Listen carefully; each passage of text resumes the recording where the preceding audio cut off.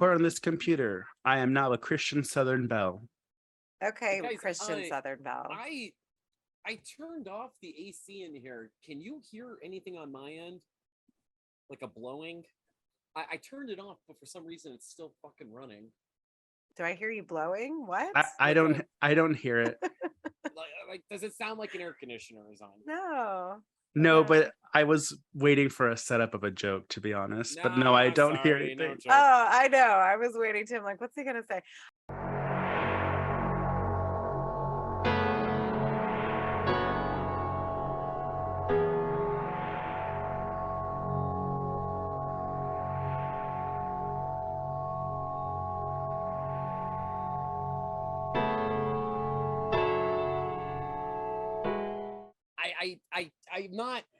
I'm not lubricated right now. This is just water. I can't drink alcohol for a minute, so I'm not as creative as I normally am. Yeah, that's and why I found out that if I smoke weed and do a show, I just get super paranoid because I think I sound high. Yeah. That was like me when I smoked weed and went to the club one time. It wasn't a good idea. You know, you can like do things lucid. That's a thing, you know.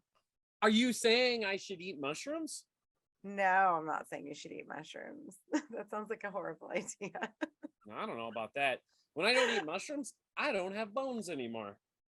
Oh, that's nice. You damn flagella. Oh my God. Like, where are my bones? I don't have bones. For those of you who can't see Micah, he's currently not dressed right now. So nope. I guess this will be our OnlyFans episode. Behind a paywall. Look at Micah's pepperonis, his pepperoons. All right, so let's go ahead and see my dick. Sure. Oh my God. That's the $50 tier. $50 tier. Patreon.com/slasherspod, and you can see Micah's dick. Yeah. Look at that there. That's a $50 cock right there. $10 an inch, folks. $10 an inch. Oh you give me way too much credit, young man. Okay. All right. So we're going to get this shit started. This is Slashers, your new favorite podcast about your new favorite horror media. My name is Ade, and with me today is a special Call Your Ghoulfriends episode with my boo-boo Mikey and our honorary ghoul friend Micah. Boys, say hello to the mutant goons from beyond. Hello. Hi, everyone. You ever get a song stuck in your head and you don't know why it's there, how it happened, and you can't get rid of it? The only thing that you could think about doing is shoving like a protractor inside your ear hole to make it end. But then it's not like you're actually listening to it because it's in your fucking brain. Right now, I have Ain't No Holler Back Girl stuck in my head by Gwen Stefani. And it has been like that since the moment I arose from my slumber. Well, go ahead. But at least I know how to spell bananas now.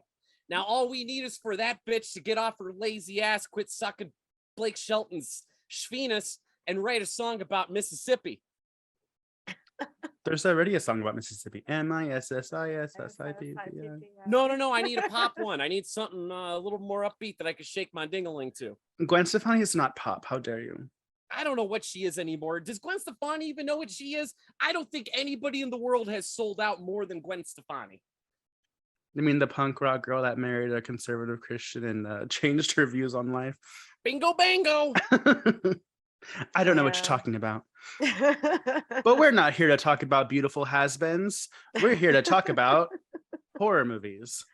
Yes, I guess with slightly a beautiful has-been that stars in the film, or kind of stars in the film. The chick behind you, Mikey. What's her name? I forget. Laura Linney? No. Ellen DeGeneres. Laura Micah. Laura Reagan. Okay. Yeah, so Laura Reagan. So that's Ellen DeGeneres. It's not Ellen DeGeneres. It's actually she looks. Sure? No, you know what she's giving me? She's giving me from Rosemary's Baby. What's her name? Mia Farrow. That's what she's trying to noticed that too, but this is more of a Scissor Me Timbers dance around the room situation here. Jason Stackhouse could have any woman he wanted. If anything, I would have just been like, okay, she's dead. I'm gonna just go along with my life and not worry about any of this shit because I'm Jason fucking Stackhouse. I wrote a book about fucking. I'll have you know, one of the most charming things about this movie is the chemistry between the two. It starts off really strong because you actually believe, and, or at least for me, I really enjoyed their chemistry. And even though they didn't have that much time together, because spoiler alert, homegirl gets it. Okay, let's back up here, boys, for a second. What the movie in question that we are discussing today here on Slasher's podcast is Dead Silence. So introducing movies are a good idea. Yeah. Now that we know what the movie is, Mikey, I don't know why Ade led us into that. Ade set us up for disappointment. I did. I know. The organization here is just out of control. I'm delirious from my cold. I have no idea where I am, but continue, Mikey, please. Thank you. You're welcome. Since we're just beginning, I did want to mention Laura. What's her last name again? Reagan. Laura Reagan. So I don't know if y'all remember the movie They that she was in before this. Oh, yeah. That movie, I don't remember it. I have it. I need to watch it again. I've only seen it twice, but I remember seeing it in the theater as a PG-13 horror film about monsters that are in the dark, and I fucking love that movie. I thought it was super creepy, and she was in it. And I don't think that they were trying to do like a Rosemary's Baby ripoff with her look here, because she always just has short hair. She even had short hair in They. But like I was saying, what really starts this movie off strong for the James Wan Dead Silence is their chemistry, because I didn't even know that this was Ryan Kwanten until like a couple of years ago when someone was like, oh, that doll movie with Ryan Kwanten or whatever his name is. Yeah. And I was like, oh shit, that is him. And he doesn't look any different today than he does in this movie. Still very baby-faced. And by the way, Micah, he is your favorite kind of actor, Australian. Yes, yeah. Get him out of my country. But no, I really think that their chemistry works out really well. I love them together. It was one of those things where it is sad that she does eventually die, because I just like seeing them together. I wanted more of them, because sometimes you watch movies and you're like, whatever, either one of them's a jerk, one of them's a bitch, or they're just not likable. I like them. Well, okay. And that's the thing. So with this film, I just felt I liked it initially when I first saw it back in, so this movie came out 2007. Yeah, March 16, 2007. Good year for horror. A year after Ade and I graduated. Oh, yes, that's right. A year later. And I know who did I see this movie with? Yeah, which one of your men did you take to this one? God, I know I saw it with a guy. I know, but which one took me? I can't remember. This was her lesbo phase. Yeah, this is the 1 month I was, because the Katy Perry song made us all lesbians for a little while. It's true. This was her scissoring in the back row. But anyway, so when I had initially seen it, I really, really liked it. I didn't see anything wrong with it. And at the time, when did True Blood come out? 2008.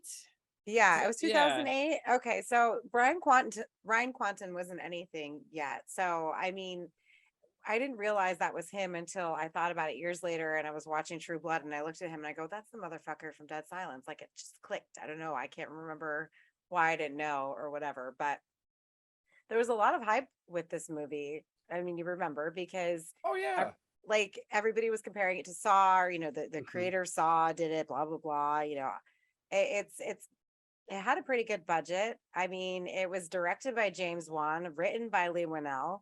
The story was by Leigh Whannell and James Wan. Unfortunately, I guess it was not really their vision overall by the end. And so I guess the budget, was for nothing, because it only grossed $22.4 million. I want to say the budget kind of went towards just mainly the special effects and obviously the sets in this movie. The sets in the movie were very elaborate. Yeah, and it's funny because I just recorded an episode with Jake about Creature from the Black Lagoon will recover Universal monsters. This is a Universal Studios picture. Yep. And the theme that they have is sets, scenery, set design. And so watching this right after Creature from the Black Lagoon, I was like, there's that Universal set design that we all know and love. Yeah. Fuck yeah. Yeah, and you know, the beginning of it is good in a sense, and I was a little disappointed when I initially saw the movie because I thought that maybe I think it would have been a pretty interesting story to kind of follow them as a couple as the doll's terrorizing them throughout the you know, throughout like the beginning, and then maybe she dies in the middle and then he goes home and all this shit happens and then we're done. Because I feel like he gets back into the hometown, the whole doll poem, like I don't remember it being as Okay, annoying thank back you. That is then. never look in Mary Shaw's eyes, or you may be the next to die. Oh, surprise! There's a thumb in your bum, something like that. Like it was Uh, just, it's but very it's so ridiculous that like everybody knows this stupid fucking poem, and even at the beginning of the movie when Ella DeGeneres starts actually going like she like gets the doll, so they get a mysterious package sent to them. They open it up, lo and behold, it's fucking Slappy the doll. And she just starts muttering off that poem like, oh, you know, like when we were kids, right? We all know this fucking poem. I hate that shit because like it's like uh it's like the kids from Pumpkinhead that know the Pumpkinhead poem. Like these kids never even went to fucking school. How are they gonna know the poem about Pumpkinhead? It's just it's so weird and goofy that this is like everybody knows this fucking nursery rhyme. Like nobody fucking knows this shit. Like what? Come on. I have Kind of to lost me there right away. I have to retaliate. I think y'all are being unfairly harsh. There is always time for a poorly executed nursery rhyme, just like yeah. that one. But considering what happened in the town regarding Mary Shaw, it does not surprise me that there is, excuse me, folks that have COVID. Oh yeah, Mikey's got COVID. I'm sick, and Micah can't drink, so everybody is incapacitated Yeah, today. no one's at 100% today. Yeah, I really Zach Wild myself over here. If I drink, I just bleed out of all my fucking orifices. So that's great. Ooh, that's hot. Yeah. Hopefully this doesn't last long. But if you've seen the movie or if you haven't, the story of Mary Shaw, it's so shocking that what happened in there, what they make seem like a small town, is so impactful and so shocking that it doesn't surprise me that there is a little jingle that the kids would know. Yeah, Yeah, jingle jingle. I'm not upset that they know the jingle because you know we know Ring Around the Rosie and London Bridge and all of that, and those were created like you know years before we were alive, right? Mhm. But like with this one, it's supposed to rhyme, but it doesn't. Like Oh, yeah. beware of Mary Shaw, she had no children, only dolls. Like who the fuck like it was like it was an afterthought. Oh, we got to write a quick little shitty poem and Yeah, then stick it in It's the because movie, you know? it's because they had an accent. Absolutely. They had an accent. It was Mary Shaw, she had no children, only Daz. It's like here is like never look at Mary Shaw. That bitch never wore a bra. Like it's Yes, I that's love that exactly one. that's the perfect poem. That's for So the porn she parody where her dragged tits kill people. yeah, she dragged her titties across the city. Boy, this poem sure is shitty. Like that's it's there's so many better I should have wrote this fucking movie. Yeah, well, but the poem aside, I like that you mentioned the town. Mikey, you mentioned like they try to make it seem like it's a small town, but really it's not. It's fucking beautiful. Yeah, It's a big. yeah. There's like a yeah. lake in the middle of the town. It's insane. And I sorry, I'm bouncing around a little too much here. Okay, let's get into a little bit of structure here, gentlemen. So Yeah, okay. Here comes the teacher. again, well, you know, back to school, yay. Yeah, cue the Van Halen. Anyway, so for Dead Silence, you scream, you die. Gotta love that tagline, huh? Again, we talked about the budget and what it made. It flopped, and I was reading somewhere that Leigh Whannell was very unhappy with this finished product due to the studio interference. So from then on, he decided to write all future scripts on spec as opposed to pitching an idea to studio and then being paid to write the screenplay, because they basically took the movie and just kind of fucked it, right? And honestly, if I think about all of the actors in the film, and yeah, I know Laura Reagan, whatever, was in They and stuff. And I know that her pixie cut was of the time. But I don't, maybe you guys can remind me, because I feel like this is just, her outfit bothers the fuck out of me. I don't know why. Like her peasant skirt and her little top and like the tank top under the blue top. Like, no, girl, no, like, no. I was trying to figure that out too. I don't remember that being a style in 2007. Well, it Now, definitely wasn't my style. So Jason Stackhouse, the way he was dressing with like the button-down jeans and like the blazer, that was totally a look around that time. Like the untucked thing with the blazer. Like I feel like maybe I rocked that for a few months too. Actually, I did. yeah, you probably would be a fashion victim. I can see that. Oh yeah, that was right before my affliction phase. I was just out trying to get some puss. Now he just And, doesn't. Now he just doesn't wear clothes, so he doesn't have to be a fashion victim. No, Bingo. no. But at the time in 2007, I was looking, and we sort of touched on this with the Grindhouse episode because they all came out around the same time. But during the time this film came out, it was competing with, in March, it was competing with The Hills Have Eyes Part 2, Yep. Unrest, that Ed Gein movie, and The Hitchhiker. So didn't really have a lot of horror besides, I think The Hills Have Eyes 2 is probably its biggest competition because the first one was the first remake was so successful. Mhm. But the second one was just so like, bleh. Like I hate that Like a one. fucking sci-fi movie. The second one is awful. I mean, I watched Yeah, it it was once and I never bad. watched it again. But from the rest of the year, again, we have Disturbia, P2, Wreck, 1408, Return to House on Haunted Hill, Saw 4, Resident Evil Extinction, Wrong Turn 2, The Hitcher, 30 Days of Night, I Know Who Killed Me, The Mist, The Messengers, Blood and Chocolate, Hostel Part 2, Trick or Treat, Rob Zombie's Halloween, 28 Weeks Later, The Girl Next Door, The Invisible, The Invasion, The Orphanage, I Am Legend, and Hot Fuzz. So, and Grindhouse. So like that was the rest of the year. So again, 2007 was a really good year for horror movies. And I Trick or don't know. treat, baby. Yes, especially Trick or Treat, Fuck probably yeah. being the favorite, I would say, of that list, between that and Hostel Part 2 for me anyway. But I just think that the Dead Silence kind of gets lost among all of those because even though it's a good movie, it has good effects. I mean, some of the CGI is dated. Well, it has that like the Harry Potter special effects. Yeah. That's what I call. And also, it's around that 2007 was that time where they were using that fucking filter on everything. I call it the Twilight filter, where everything has like a bluish gray hue to it.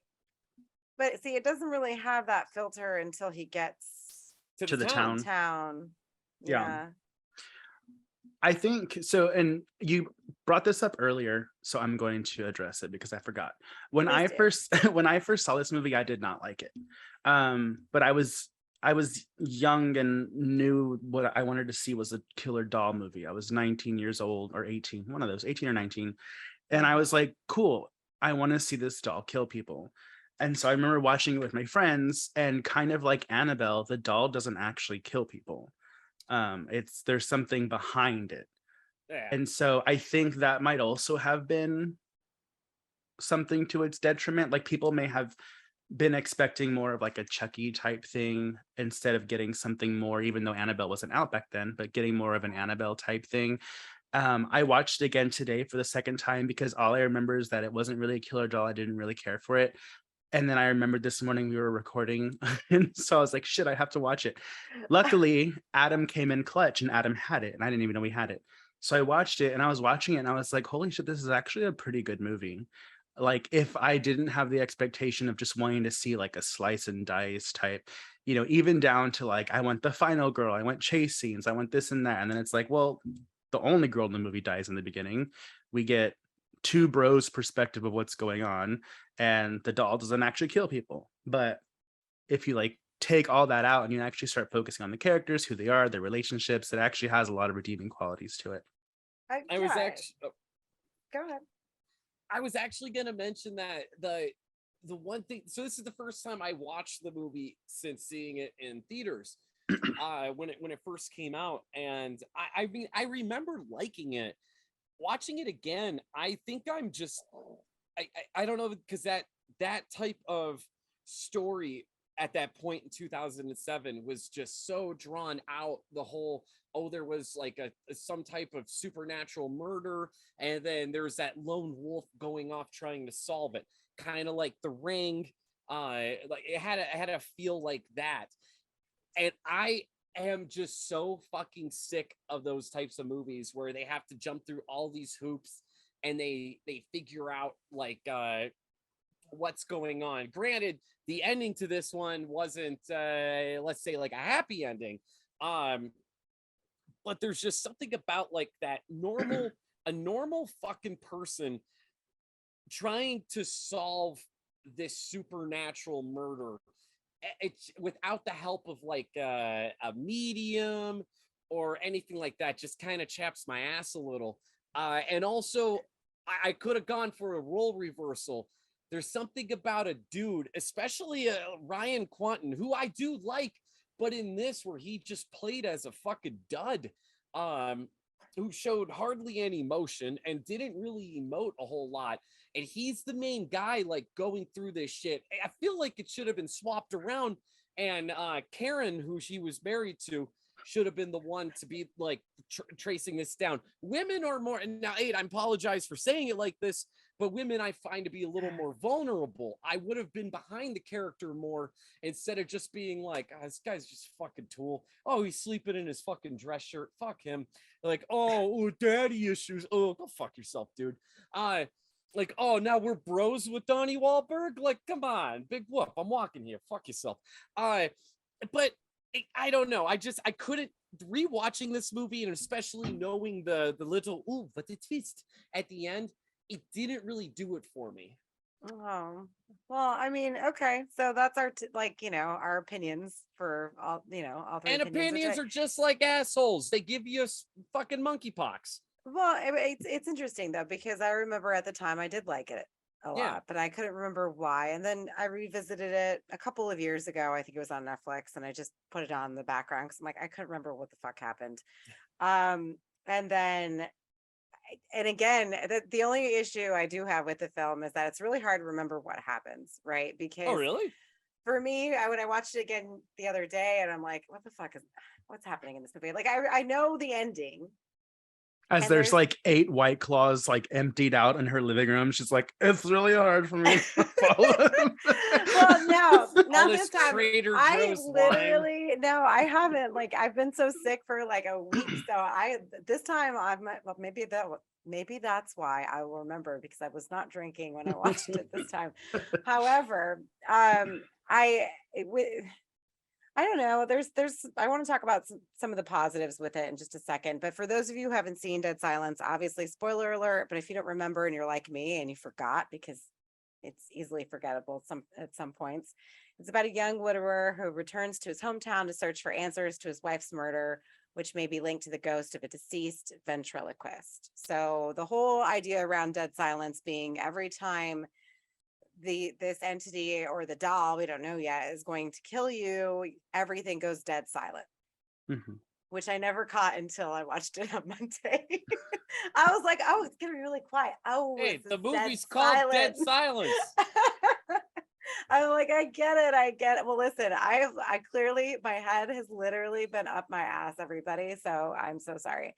But the movie has a really good cast. We've got Ryan Kwanten, again, Jason Stackhouse as Jamie. Amber Valetta is in this movie as his stepmother. Donnie Wahlberg. Donnie fucking Wahlberg's the detective, and he is probably the best character in the movie. He's the most believable character. Absolutely. I have seen New Kids on the Block 3 times, and all 3 times he makes the point to rip his shirt off to show that, yeah, I may be 50 something, but I am zipped. Yes, you were calling him Mark the other day, and I'm like, no. That wasn't the other day. That was literally like 3 hours ago. Was that 3 hours ago? I don't know. So I don't know where I am. Okay. Anyways, but was that really 3 hours ago? Yes, Ade. And I'm like, yeah, I didn't mean to call him Mark, but I did. So I'm like, that's not Mark. That's not, because Donnie's my favorite. I still have his Barbie somewhere in his little sweatshirt that says Donnie from New Kids on the Block. But anyways. So Donnie Wahlberg, again, he's actually really good in this one. Like, if you don't even if you didn't know that was him and you were just not really paying attention, you wouldn't even realize it was Donnie Wahlberg. He Seriously? talks completely different. His receding hairline, like the way they make him look, he's so gross. Like, he's always trying to shave his 5 o'clock shadow. Like, he's a creep. He's not like that in Saw. He's not like that in other movies he's in. He's definitely not like that as Donnie, from New Kids on the Block. So for me, it was just like, it's very different to see him, because he can play an asshole, but he's not I don't know. There was something like dirty about him. Like, not dirty, like sexual dirty, but like grimy. He's just grungy. But I will Yeah. say that even though he was a cop and he would, giving Ryan Kwanten's character a shit the whole time, there was something charming about the relationship because he wasn't actually like a bad cop. You could tell there was like a small part that like not necessarily believed him, but was like, well, let's see where this goes. Yeah. And then eventually they end up being in like a buddy situation where they have to like rely on each other. I don't want Yeah. to spoil it, or we already said spoilers, but when they actually shit goes down, they have to rely on each other, even though he doesn't make it. Like, Yeah. it's a weird relationship because usually in these horror movies you have the one cop that kind of is like the roadblock, but he's never actually the roadblock. Because even like when he was like, no, you're coming to the station, he's like, no, I'm going, and he like psychs him out and jets it in his car, and he's like, I don't even have gas. So like he's like unwillingly but helpful. He's literally like the worst fucking cop ever. You could tell the guy is going through like a divorce. He was putting down donuts. He's kind of, like you said, he's constantly shaving. Like, that in that trench coat, he has an emergency pork chop for, just the right situation. Shit, he probably ate that pork chop at the CD motel he was staying at. He pulled it out, dabbed a little Frank's on that sumbitch, threw the game on, ate it, and then drank a bottle of bourbon and started bitching about his ex-wife. And he was totally the type that would just bring it home. She had like a dinner prepared for Wahlberg. But Detective Wahlberg, when he comes home, he sits down like in front of his like recliner with a scotch, and she's all like, "How was your day, dear?" He's like, "How was my day? How was my day? I killed someone today. A child. It was an accident." Like, he like brought it home, and and she just couldn't take it anymore, so she started fucking the mailman. But then he blames her for being the whore, not the fact that he brought his disgusting job home and completely ruined his marriage. Now that he's living right next to Jason Stackhouse at this shitty motel room in this town that nobody's fucking heard of before, called Ravensclaw or some Harry Potter shit like that. I think it was the town of Hufflepuff, right? I think it's just Raven. Yeah, but that motherfucker is straight up just bouncing from shitty motel room to shitty motel room. His daughter doesn't want to have anything to do with him. And so he's like, I'm just going to hang out next to Jason Stackhouse. Hey, he seems like a good looking dude. I bet he always brings girls around. Maybe I could score with the Duff. The Duff is dependable, ugly, fat friend. I think that's what was going through his head the entire time. That, or he was going to fuck Slappy. I don't know. Well, this movie has no tits. That sure is a lot to unpack there, Micah. That was that's my take on the Lieutenant Lipton iced tea over here. Played by Don Wahlberg. I would just like to say, I don't know which one of you guys recommended to do this movie, but it sounded like both of y'all were fully on board, and I seem to be the only one that actually enjoyed the movie because I was. Abe likes it. I don't hate this movie. I enjoy. There's different things of it that I truly do enjoy, but then there's a lot where I'm watching it going, did a fucking 12-year-old write this shit? Like, well, like somebody throw a pie or something. Okay, so the reason we were going to talk about this because I was editing our Grindhouse episode, and at one point we were both like, "Oh my god, dead silence!" Dead silence. Oh, what do you know? We were both drinking though, so that was probably the issue. Yeah. And I'm like, oh, let's just do an episode on it. Why not? Because and it's true, no one talks about this movie. And yeah, absolutely. Nobody talks about it. We're giving it love, Ade. Yeah, and there's not a data to be had with this. I mean, obviously, like, there's little Easter eggs. Jigsaw appears in the movie. Yes, very good, very good. Does Yeah, so- Annabelle? No. Okay, I because don't- a Annabelle wasn't couple. around yet. Well, I know, but there was a couple of dolls that like almost resembled it, and I was like, "Is she there?" And there's a glare I can't see, but Yeah, like I mean, I think that obviously James Wan like pulls like James Bond. James Huan. James Wan. He's the Juan. cause for COVID, right? Oh my God. James Wan, for those of you who don't know who James Wan is, he's obviously like the writer and director of all of the Blumhouse movies, Annabelle, The Conjuring, Insidious, all that shit, right? I Leigh can't Whannell's stand response. James Wan. Leigh Whannell is responsible for Saw. Okay, so and I saw he- that one. What did he just do recently that was really big? Malignant. Malignant, yeah, and he also did. I was just looking at his shit earlier. Oh, I guess he was part of. No, yeah, the Invisible Man. Yeah. With Crazy Ass, the James- Scientology. lady. James Wan did Invisible Man. No, Leigh Whannell. No, Leigh Whannell did. Okay, so Oh. neither of you are listening to me right now. I I'm was trying listening to, but homeboy in front keeps interrupting. I know.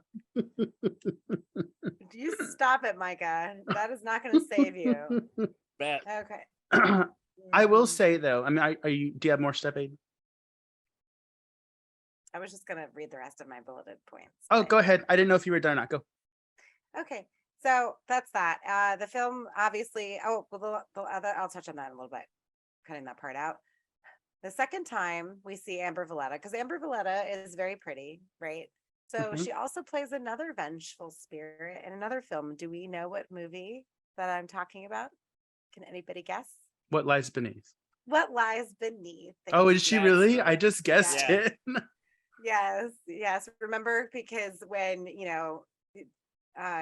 Michelle Pfeiffer sees her in the bathtub, and then it turns into her face when she's Mhm. leaning over Harrison Ford, and then we realize Harrison Ford murdered her and threw her body in the lake in the backyard, and that's why there's all these problems going on. But anyway, Bum, bum, bum. oh my god, like literally one of my favorite movies by Great. far. Is such a great movie. And Denise Cronenberg, David Cronenberg's sister. Mhm. I'll say that again because my phone just went off. I thought it was off. Denise Cronenberg, who is David Cronenberg's sister, she's the costume designer in this film, which I thought was fun. I'm like, Wonderful. oh, okay. Yeah, I'm glad you mentioned that because when I saw her name, I was like, I need to look her up and see if she's related to David Cronenberg, and I forgot. Well, yeah, I immediately did that because I'm like, okay, we're gonna have some. Okay. So some positives about the film. The beginning, I love it. And Child's Play does this too, where they have like, and so does the beginning of Seven, like where they have this like little montage in the beginning and they're building something and it's creepy and there's all these like things happening. Like that's so Oh, fun for yeah. me. So Yeah. like, I did enjoy that. yeah, Great- like I missed great a little credit bit of scene. it. Yeah, and I missed a little bit of it, so I rewound it and I watched it again just because I really liked it. I liked the music, and I'm like, why is this ominous music like getting to me? Like I Yeah, feels like the something score kind of reminds me a lot of Saw. of Saw. Yeah. It reminded me of Harry Potter. The Oh my beginning. god, I'm gonna fucking mention Harry Potter and It all did. my metadata now because the two of you are just geeking out on me. Well, when I heard it, I was like, oh, this sounds like the creepy theme song from Harry Potter.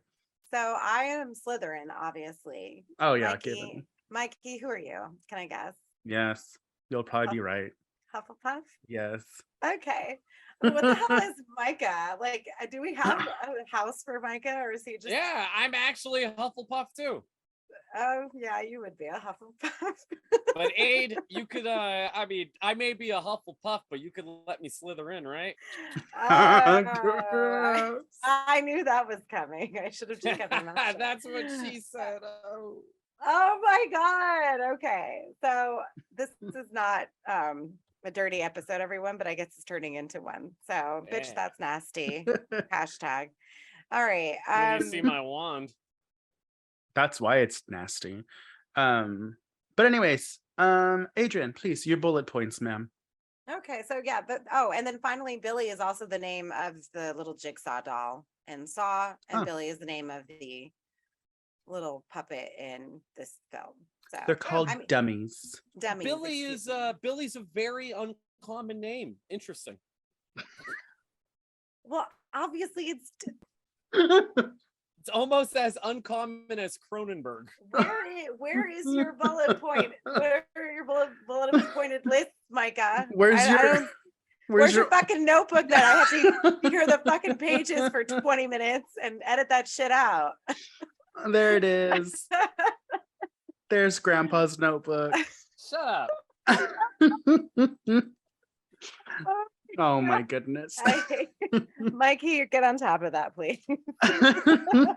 I already have. There's nothing he hasn't seen before. It's old news. It's old hat.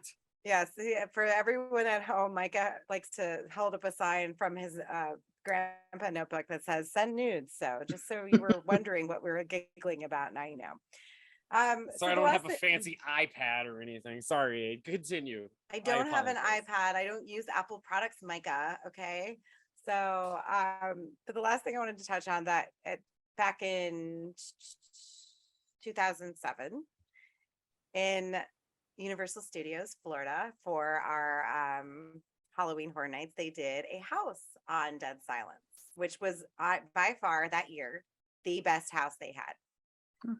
It was so fucking scary. Like, I can't tell you. Yeah, it was horrifying. Like, it was so dark. Like, it was basically like you were walking around in the area where Ryan Kwanten and Donnie Wahlberg are searching around for all the dolls and everything.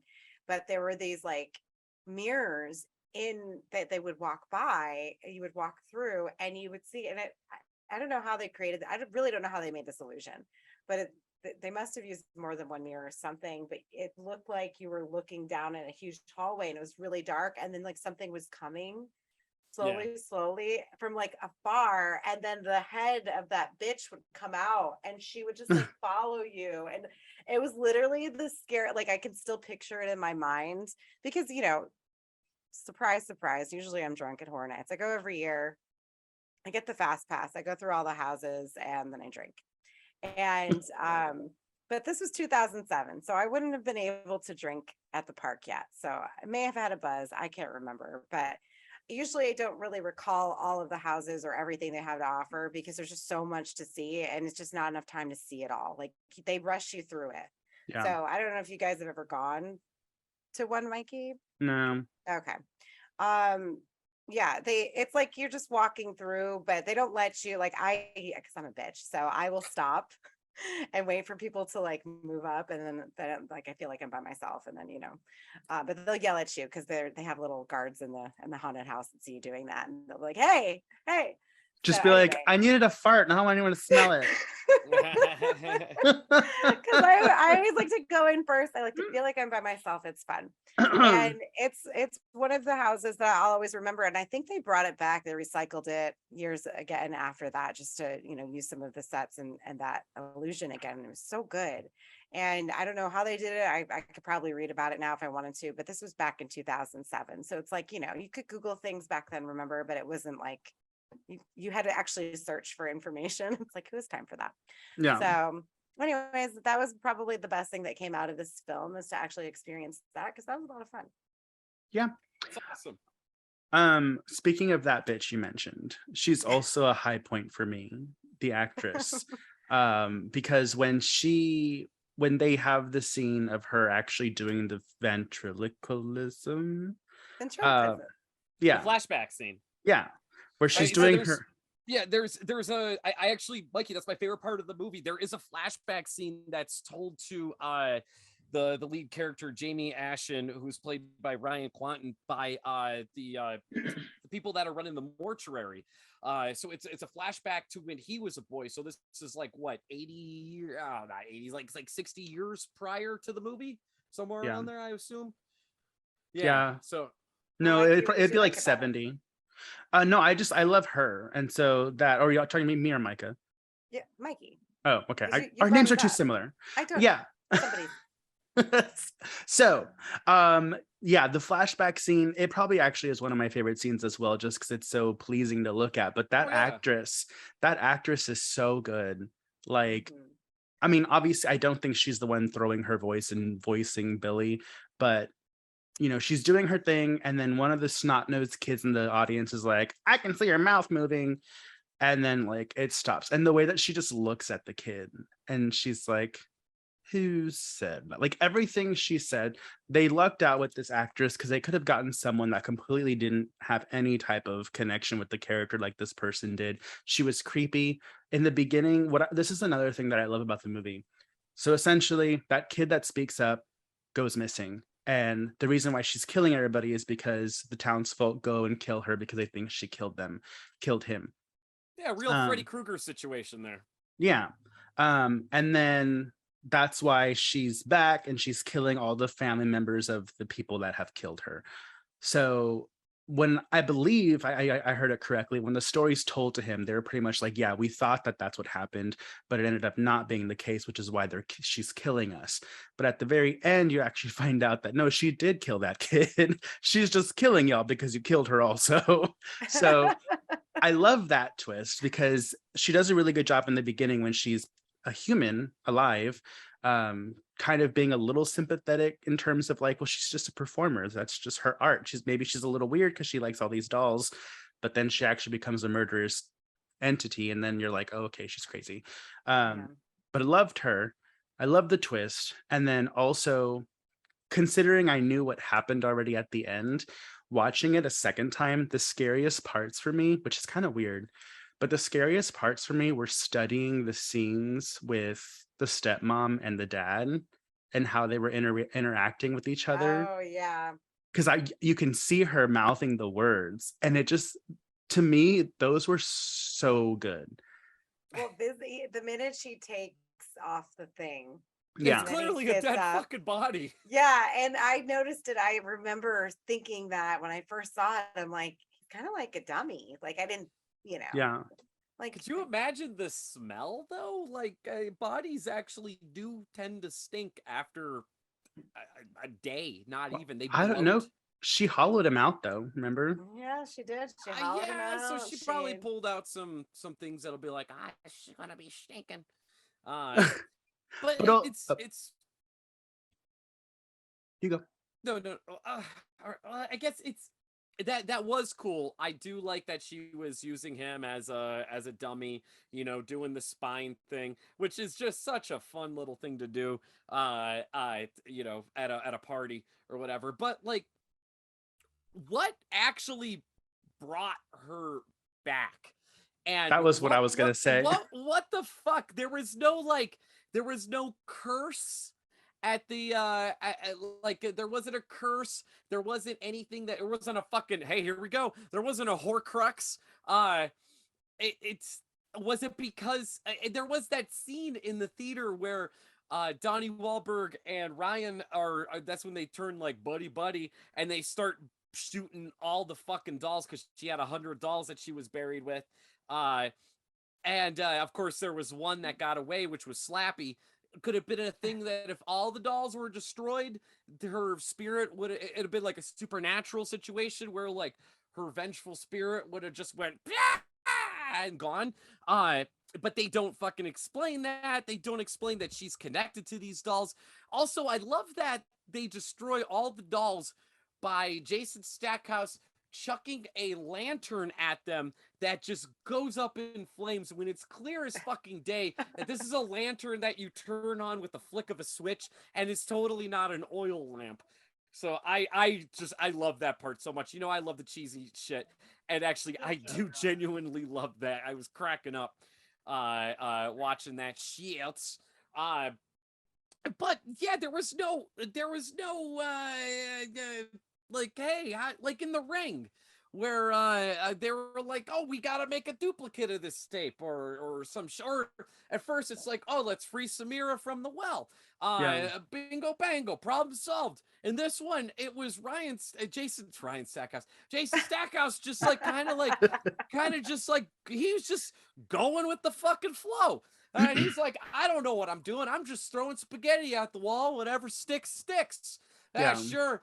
Fucking Ellen DeGeneres is dead, and that guy from that boy band is dead, and the guy from the mortuary is dead.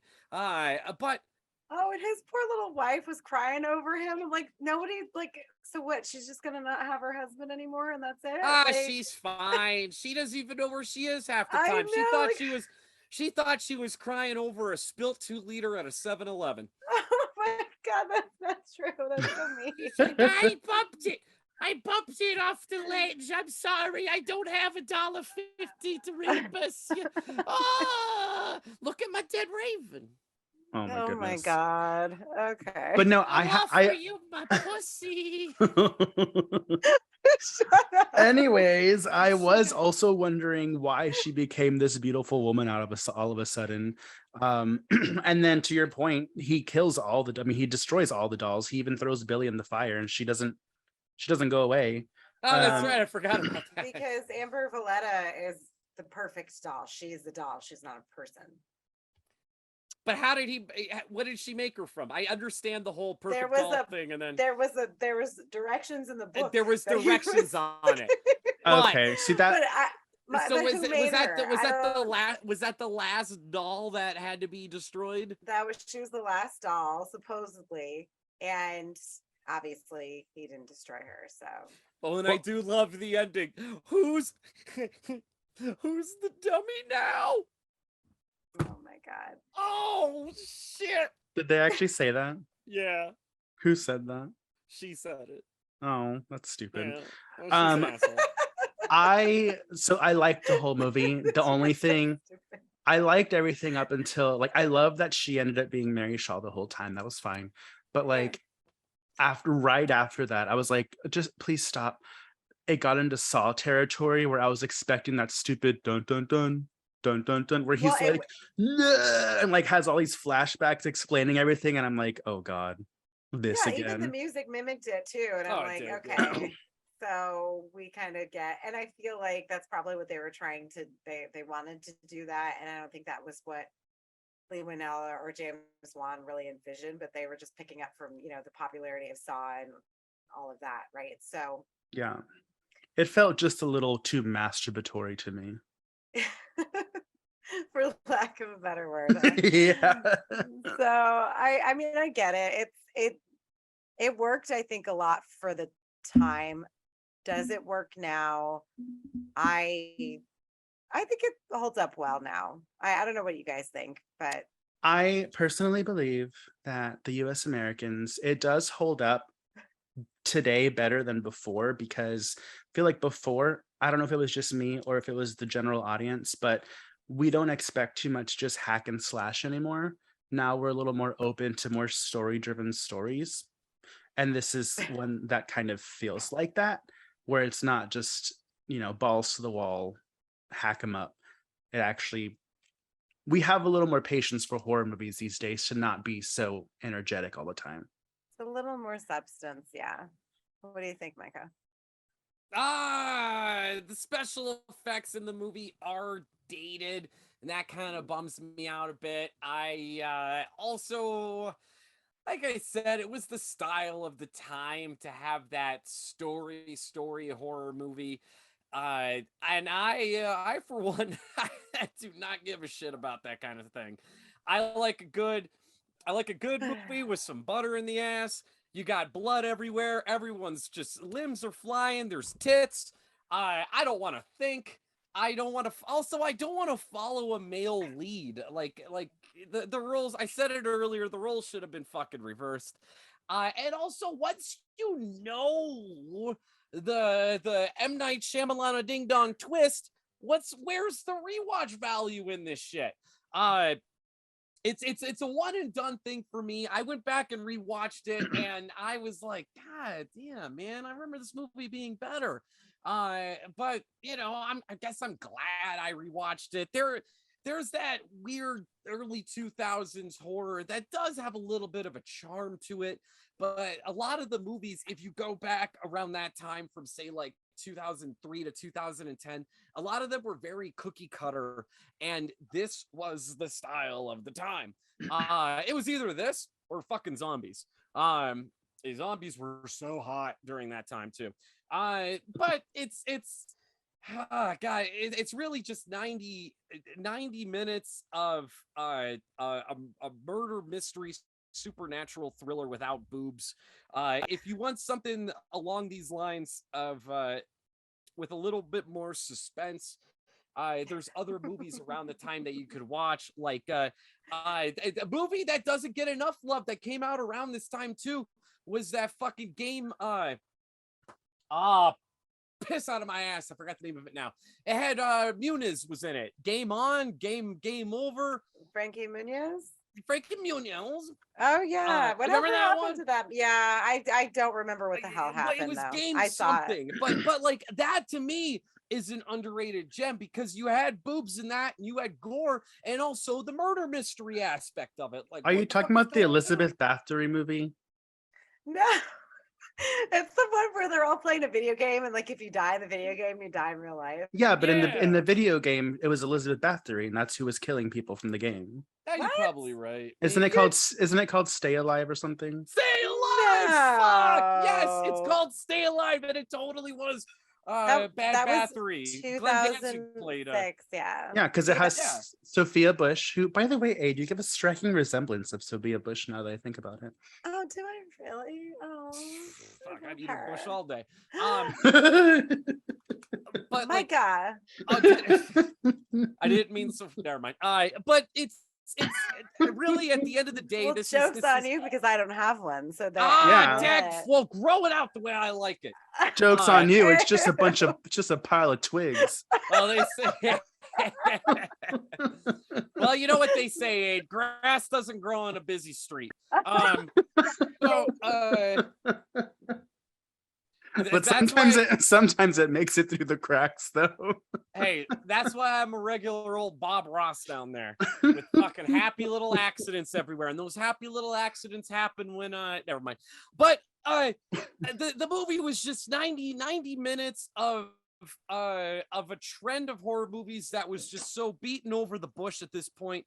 And it's 90 titless minutes of just a whodunit thing. You know what? 2 out of 5 scaries. Oh, Bop, well, bop. okay. So Micah took 10 minutes to tell us that Yeah. no, this movie is not effective anymore. Oh shit, is that it? Yeah, no, the movie has no fucking rewatch value at all. My God, you know what? You could go on and blame the fact that like I'm an alcoholic on this shit, but I am so sober right now. Turns out this is just how I is. Well, that's totally fine. We Yep. all are. But this is not going to be an episode where did you send Micah that gift that you sent to everybody else, that Which the one? little guy falling over himself? What? And Which one? he's like, this is me, Micah, and Ade walking out of what I forget. Oh, the Night House episode, because everybody was so tanked. I'll send it. I've never so Mutant Goons, this is us sober, and we're not that much different. So that that's a good thing. That's a good Yeah. thing. That means That was a that means bad we have time because character. I was like having a good time, and then all of a sudden I just got like really dark. I know. Yeah. Ah. I had to check on you. I was concerned. It's okay. You're with friends, Micah. Yeah, I sat in the hot tub with a loaded gun, just staring at. Oh my nothing. God. Oh my God! Don't say that. Oh my God! It turned out there was nothing there the whole time. Oh. Clearly. Little callback, eh? I do want to share a forecast. There is a new horror movie coming out this month on Shudder called Glorious. Have you heard of it? Oh yeah, we talk about it on the new episode of Damn That's Scary. I don't know what that is, but it stars Ryan Kwanten. Just- I'm just kidding. So sorry, Micah. It's I don't know much about it. It has Ryan Kwanten in it, and it's centers around a glory hole at a truck stop. It's cosmic horror. It's cosmic. It's another, because Lovecraft is so hot right now. The fate of the world is in Ryan Kwanten's hands, or his penis, whatever. Yeah, he's at a glory hole truck stop about to get his dick sucked. Turns out there's a cosmic being on the other end, and the fate of humanity lies with Ryan Kwanten, who apparently is extremely hungover. But it's got like the reviews are already out, and it's got like 100% on Rotten Tomatoes. Glorious shall be just that, I believe. I love cosmic horror. And I guess it also has a nihilistic approach to it. So yeah, I'm here for that shit. Yeah, I'm interested in watching it. I'm a little interested in how they're going to approach it because I feel, and this isn't me like gatekeeping glory holes, but like glory holes are like a big thing in the gay community, right? Like I've never heard of like straight people having their own glory holes. And so I'm like, are they stealing our community for the sake of a Ryan Kwanten horror film? So he better be going to that glory hole expecting to be sucked off by a greasy, hairy, nasty trucker. You know, you keep pushing your gay agenda on us, Mikey. This is what's gonna happen, okay? You keep pushing your gay agenda on Ade's Bush. I don't have one for the last time. Her imaginary bush. You know what? This all comes back around again because Gwen Stefani was with that guy from Bush. Oh yeah. Oh Gavin. yeah. And he also too liked glory holes. So I was gonna say he also was part of the LGBT community. So we're just it's all coming around. Maybe being sober is the way to go, guys. Oh no, thank you. No. As soon as I feel better, I'm probably gonna need a drink after this. Yeah. Week. No, I'm fucking miserable right now. This is a one and done type situation. Okay. But yeah, I don't know. As far as Ryan Kwanten goes, I loved him in Knights of Badassdom. That's actually another good one that nobody ever talks about. Such a fun movie. I love that movie. That's a good movie. And he's such a real okay. If you compare him to the type of character that he plays in either of these films, and then you look at him as Jason Stackhouse, he's like playing Jason. Like Jason's character he's just like Jason in the book. I don't know if y'all ever read any of the books. He's just like him in the book. Yeah. But yeah, like I don't know. You're being serious. You read the book? I don't know how to read. I listened to it on audio. Oh, okay. But no, the books are actually really good. And I mean, obviously, like Lafayette doesn't exist in the books or whatever. But Jason's characters. Real quick, you know about their rebooting True Blood on HBO, and it's supposed to follow. It's supposed to actually follow the books this time. So. Yeah, which I think will be interesting because I really liked what they did with it in the show until all the shit with Suki started getting weird and it got really weird. So I would like for it to see it actually follow the series because the series is so good. But anyways, Jason's character, like Ryan Kwanten plays him so well. Okay. And I'm just thinking like he's actually a really good actor. And so I'm surprised that he's not in more because he's really hot too. He's got a great body. So because he read the books, Ade.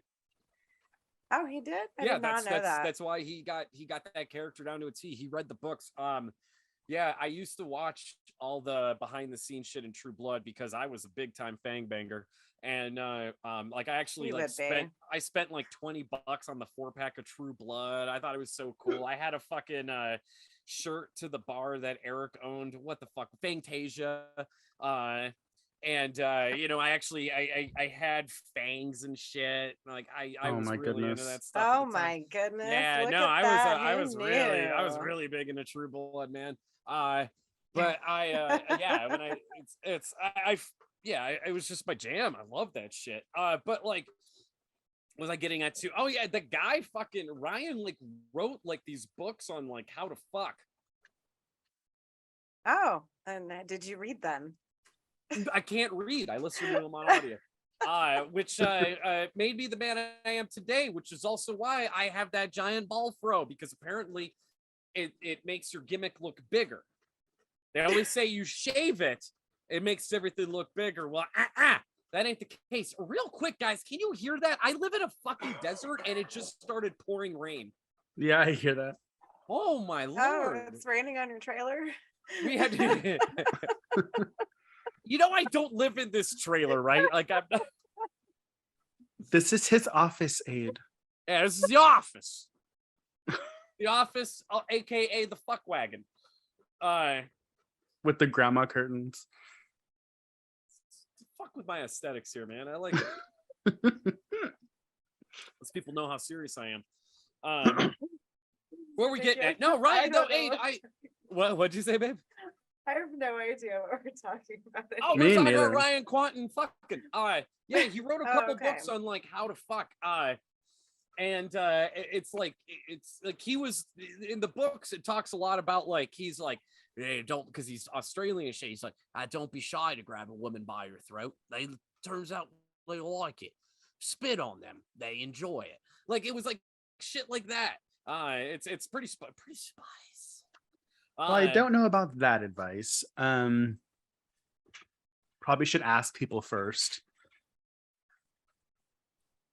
Sorry, I was trying to look for them, but I'm not finding anything here on stuck my pen in here because I was itchy and I forgot that this is also a visual platform. Oh, they're sticking things in you on camera. All right. Yep. Okay. Patreon.com/slasherspod, another $50 to watch Micah stick himself. I can stick a Nintendo DS stylus pen right up my pee hole. Oh my God. Like the little guy in Boys. Does that work? Can that happen? Ew. Yes. Probably. I don't know. You ever had a catheter before? No. Oh. Why would I need that? Oh God. What is wrong with you? You're like falling Well, apart. I didn't do it for fun. And no, this isn't me and my this was actually back when I was like 21. It was awful. Going in wasn't so bad. It was when the nurse pulled it out. Oh. Okay. So Oh, okay. Oh, that felt weird. I did not. Well, like this the gun brings at all. us to the wraparound of Dead Silence featuring Original? Ryan Kwanten. Mhm. yeah, so Ryan Kwanten, God love him. He did a great job in this. And so if you guys want to watch it, it's not really streaming on anything right now. I had to pay for it, $3.99 on Prime or Vudu or whatever you want to watch it. But you can come around the bend and watch it on something else, or Jack Sparrow it, however you want to do if you want to see it. I think it's worth at least one watch. If you haven't seen it, please watch it. I think some of you might enjoy it if you like, again, like Mikey said, a good story behind it. Donnie Wahlberg's really fun in this, and the twist, like it's just fun watching Amber Valetta with the guy, because like you can tell every time, like it's creepy. That's like Yeah. that is really creepy. So there are good elements to it, and I really would love to see the actual movie that Leigh Whannell had envisioned in the first place. That would have been awesome. I will never get that, unfortunately, but maybe one day, who knows. Anyway, so Mikey, if you want to look hot and you want to model some hot shit and wear our shit, where would you go to get that shit? To get some awesome Slashers Pod merch, feel free to mosey your way down to redbubble.com/slasherspod, where you can find an array and assortment, a barrage toi of items to your liking. Yes, and Micah has a shirt that he's not wearing, so okay. And if you listen to Damn That's Scary, Jake and Doug will send you free t-shirts from Slashers Podcast personally. Yes, personally. Yeah. And personally. so once we figure out what that is, we'll get on that. yes. And then of course, Micah, any plugs? Well, you just said Damn That's Scary, but yeah, listen to Damn That's Scary. Greg and I are on there, and my sweet handsome face Greg does a lot of hard work editing the shows, because for the most part we are extremely drunk when we record, and as you listen to the episode, you could hear the progression of how we are getting drunker. So the editing that he puts into these episodes are just it's absolutely phenomenal what he does, and I got to give it up to the guy. So check out the episodes. Even if you don't want to listen to what we have to say, it's just a lot of fun hearing what Greg has in store every week for us. yeah. Yes, we do love Damn That's Scary. So make sure you give them a listen. And also, I'm just going to plug Josh's podcast really quick, Uncovering Unexplained Mysteries, because I am also on another episode with them this last week on Stranger Things. So if you want to hear that, guys, and if you want to support us monetarily, you can go to patreon.com/slasherspod. $50, you get to see some penis. Yay. Yay. And then lastly, I'm really excited because Doug wrapped up his movie Trash Juice. Yay. To which they are doing a premiere October 12th that will all be at all the slashers in one state. Isn't that exciting? Okay, I'm so excited about it. So if you guys are out in the area, just check out Doug's page, and you can get the link and get tickets for the premiere, and actually to see Trash Juice, because we're all included in it somehow. So it's really fun, and it was really sweet of him to include us all in it. And if you love B movie schlock and craziness and blood and guts and nastiness, then you'll love this. The movie looks great. It looks like a mix of like street trash and something John Waters would have done. Like, Oh yeah. The trailer blew away my expectations, and I'm just so stoked and excited to watch the actual finished product. And oh man, you know what? I'll save my comment for afterwards. Oh my God. Yeah. All right. So anyway, with that, I just want to thank you guys for coming on. Thank you again, Micah, for joining us. Thanks we for love having me. I love being here. Well, you're getting good reviews, so Is he? Well, you're the one who showed me them, Mikey. So I don't know. Are you lying to me? I mean, the one bad review merited a disclaimer by Jake. So, but that's okay. We fixed that. It's fine. Jake, who's rolling in his grave. Oh no, he's fine. Everybody. may he rest in peace, or pieces, because he blew up. Oh no. Man. Just like me, yeah, he got the car. The hitman thought it was another guy's car. Jake got in, started it up. He just had groceries. Being a family man, he is. So then, kaboom! Jake just splattered fucking everywhere. Such a shame. Such a shame. Gone so soon. Well, with that, I just want to thank you guys for joining me. Goodbye and good day. Bye.